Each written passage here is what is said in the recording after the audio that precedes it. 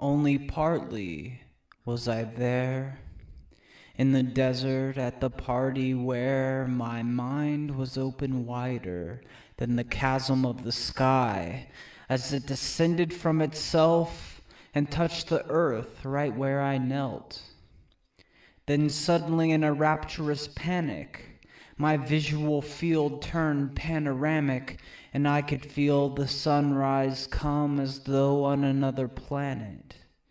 And it was then that I could plainly see an inexhaustible treasury of imagination inside of me, stocked with possibilities. It was then I knew my true birthright, to give birth to beauty and insight, the kind that mightily inspires delight and leaves one tingling as spirit takes flight. Yes, a call was heard so clarion in that barren telesterion, for me that day to take the mantle on of seer, sage, poet, priest, to let loose lyrics without surcease, to show the whole of humanity the way to higher potentiality and truth so undeceased and undeceasable, where wisdom's bounty is ever increasable and unthinkables could finally be feasible. And all this, could it be Brian Preeceable?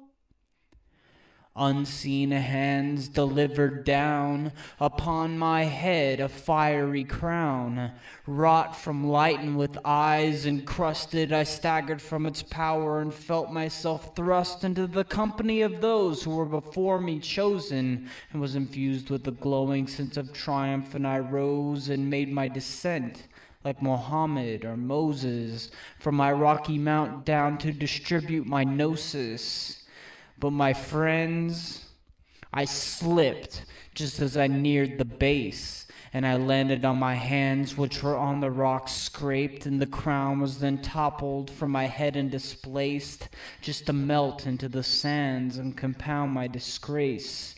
The weight was too much, and it went to my head, and my prophetic dreams for my mangled hands bled, and the whole desert jeered, and the people all danced, and I knew I had blown an improbable chance.